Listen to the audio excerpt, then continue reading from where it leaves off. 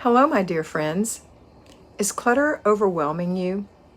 Is your home so full of clutter that you can't think straight? What to do? Well, you could plan a whole day declutterathon. That won't work. You could hire somebody to do it for you. That won't work. You could act like it's not there. That won't work. Everyone has tried these things before. Well, it sounds like a great idea to have an all-day declutterathon. Yeah, except you won't be decluttering. You'll be jamming things into spaces and putting things into boxes and creating more clutter for the future.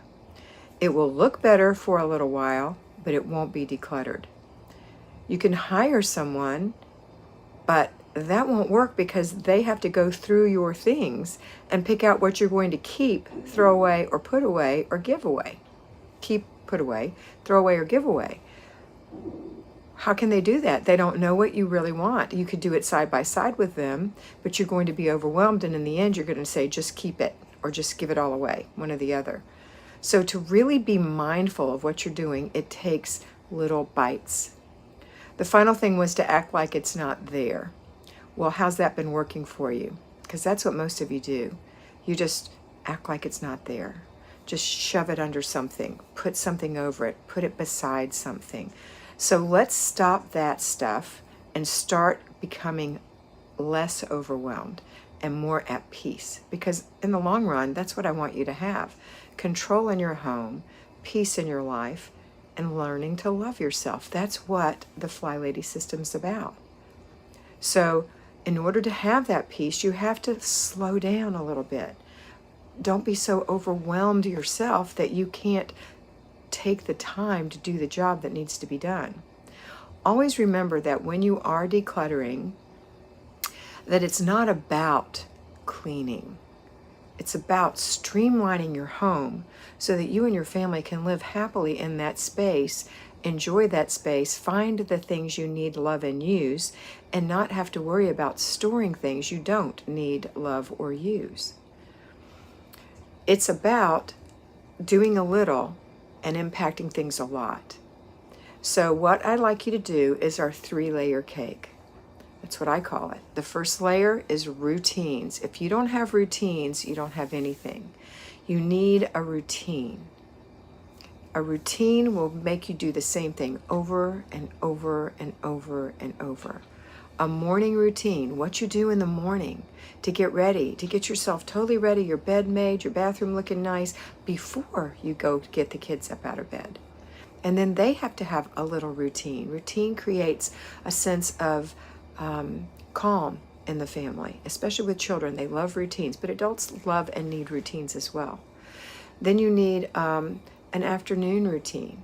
You know, what do you do in the afternoon? Let's have a routine for that. Maybe you're going to pick up a little bit of stuff that you've left laying around. That's called a clutter stop. If you leave a little nest everywhere you go and your family leaves a little nest everywhere they go, then that becomes future clutter. The more and more nests that are left, the more and more intertwined they get, and then they don't come apart and they become clutter, more for you to worry about. So on a daily basis, we want to first of all thwart future clutter by doing clutter stops. And that means that you just walk around your house looking at today's messes, not yesterday's messes, well maybe yesterday's, but not the big clutter that you've already accumulated, just the today's. Yesterday's maybe. Look and get those things and put the dishes in the dishwasher or in the sink, put the shoes where they go in the closet or by the door, wherever you're putting it. Put your throw on the back of the couch again. Fix your pillows, your throw pillows. In your room, hang your clothes up, make your bed. Just those little things are going to keep your house from getting worse. Keep your dishes up. Keep your laundry up. If your dishes are up to here, if your laundry is up to here, you have Mount Washmore, then you're going to have to take some time to get that thing done. Those are the only two things besides paying bills that you ever need to catch up on. So if you have Mount Washmore, laundry up to here, my suggestion for you is that you separate all that laundry into piles the way you want to wash your clothes. Everyone has their own way. I prefer color piles. So I have mediums. This would be a medium. I wash my jeans in my mediums. Darks, obviously dark red, dark navy blue, black, that would be my darks. Lights, pink, beige, white, pajamas, underwear, things like that would be white. And that's about it. Towels and sheets. So I have like 5 groups of things that I would do, okay? And so get you do however you want to do. Some people like to just mix their laundry. Some people want all their kids' laundry together, like all of Johnny's clothes and all of Tommy's clothes and all of Mary's clothes in their own stack, and all of your husband's clothes and all of your clothes and all the baby's clothes. And if that's the way you do it, that's fine too. Your clothes will get dingy if you don't use something in there. If you're crossing whites and darks and lights together, your clothes are going to get dingy in a very short time unless you use one of those little sheets that you put in there that attracts all the excess color from the water and keeps your clothes looking bright, your lights looking bright. But create your stacks of laundry and then work on one thing a day. So today I'm going to wash all the sheets. Maybe you've got 2 sets of sheets from every bed because you've got too many sheets, and so you never really needed to wash them because you always had another pair in the closet. So wash all the sheets that day. It might take you 5 loads of sheets that day, but that's all you're doing. You're not going to worry about the others, and then you're going to put those sheets away.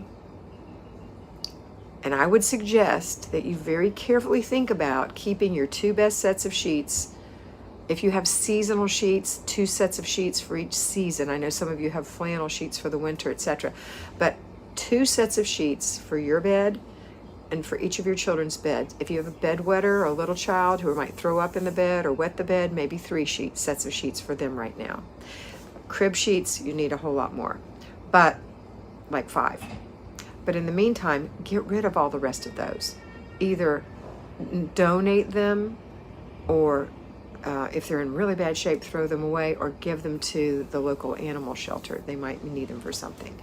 Okay, so sheets. The next day, do towels. Do the same thing with your towels. Go through your towels. If they're tattered and awful and you don't really need that many towels, think about how many towels you use a week per person and give yourself a couple of extra per person, and that's how many towels you need. So if you go through 2 towels a week, then you need 4 per person. If you go through 1 a week, then you need 2 per person. If you go through 5 a week, then you need maybe 10 per person. Okay? So whatever it is that you use logically, then that's all you're going to need. The rest need to go away. If you have too many things, what will happen is you'll just keep using what you have, even though they're not your best, and then you're going to have laundry up to here again. Okay, so just do your towels on one day, just do your darks on one day, just do your lights on one day, just do your mediums on one day. And as you're accumulating more laundry, add those to those piles. So even though you started out with less in your mediums pile and 3 days have gone before you did your mediums, it's okay, just wash the mediums. You're also going to have a new load of towels and a new load of sheets. And if you just keep going, you'll just be down to 1 or 2 loads a day instead of 5. So that's how you catch up on laundry. Hope that makes sense. And the way you catch up on dishes, my lovely ladies, is you clear everything out of your sink first. Just put it on the countertops, on the table, wherever you have to put it. Pour the water out of them and put them around. Then scrub your sink really well. I have a video on shining your sink. But really scrub that sink well. Clean the faucets all around the sink. So you have a clean sink to start with. If you have a dishwasher and it has clean dishes in it, empty it. And then what you'll do, if you have a dishwasher, is you'll start by loading the dishwasher properly, not overloading it, putting soap in it and turning it on and running it. You can stack the other things up for another load as soon as that's dry. When those are dry, and sometimes they're not dry, it takes a while to dry in a dishwasher, you may have to use a towel to dry them and put them away to make for the second load and maybe the third load. Wash all your pots and pans by hand. Wipe all the counters down. If you have to wash by hand, wash all the put all the silverware in the water first. This is the proper way to wash dishes. Put all the silver in the soapy water first, flatware. Wash, just let them soak. While they're soaking, wash all the glassware.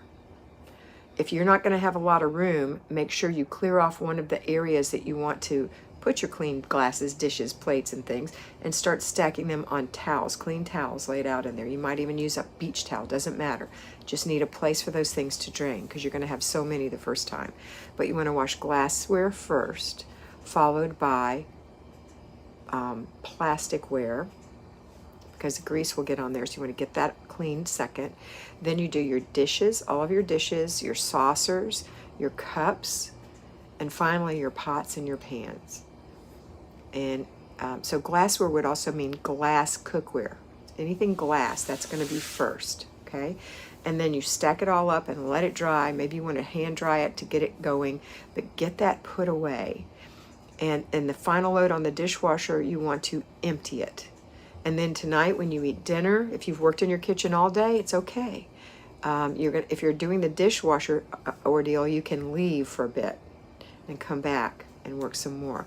But that night you want it open and empty, and you want your dishes put away on the countertops so that when you have dinner, you can wash your pots and pans, you can wash your dishes, glasses, cups, silverware, and put it in your dish strainer or on your smaller dish soaking cloths. You know, they make those little spongy things, or in your dishwasher, so that in the morning they will be dry and you can put them away, and then you start your new cycle. So those are the only two things you catch up on besides bills. You have to pay your bills. Okay.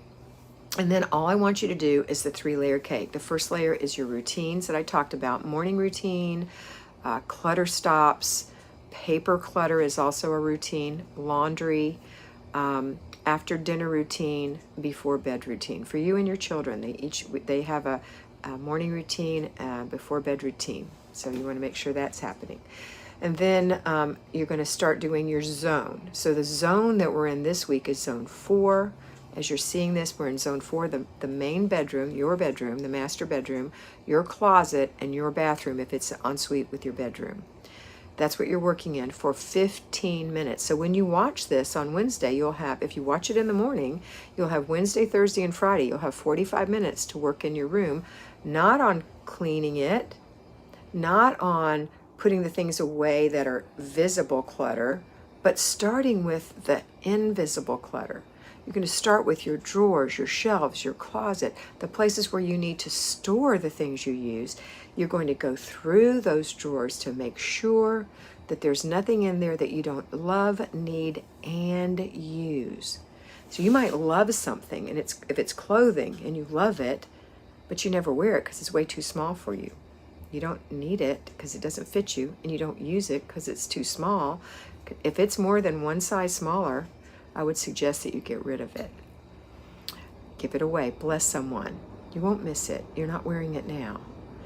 If you think you like it, but you just don't wear it, try it. Wear it for a day. I always say hang your clothes backwards. Wear all your normal clothes, and then the ones at the end of the month that are still hanging in there backwards on the rail, instead of this, if this is the door this way, they're hanging this way. Then you have to say, okay, every day I'm going to wear one of those items. And if it's uncomfortable, if it rides up, it has something scratchy, if it cuts under the arms, if it just doesn't look right, if it keeps unbuttoning at the bus line, whatever it is that made you not want to choose it in the first place is probably the reason you'll discover when you wear it again. And then you can say, this isn't for me. It fits, it's cute, it looks good on, but it feels horrible. I'm going to give it away. It doesn't fit my body right. Or it doesn't go with anything. Or I don't like the way the material feels. Get rid of those clothes that you're not wearing. Make room in your closet. Once you make room in your closet for clothes, shoes, purses, bags, boxes, storage, those little cute baskets, then you can put those things that are laying around in your room on a regular basis away. Same with your drawers, same with your shelves. We're talking about books. We're talking about whatever you keep in your bedroom. So that's what you're going to work on this week, but you're only going to get 3 15-minute units done, so it's not going to be complete, and I don't want you to feel overwhelmed. I want you to learn to say, I see you, and I have a plan for you. And then you take your planner, which everyone needs a planner. If your house is out of control, you need a plan that you're willing to sit down, be mindful of, make a plan of what you're going to do, and do that plan, execute that plan every week, every day. And little bites. Remember the tortoise and the hare. So that's what you're going to do. Watch these videos every week. You're going to learn more every week. Also, if you're very interested in really learning how to do this, you can become a patron on my Patreon channel.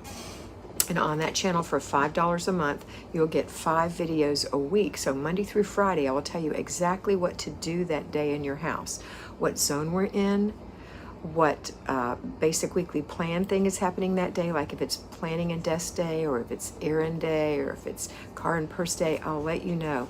If you work, I will tell you what you're going to be doing on the weekend, and I'll still remind you of what you need to do each day.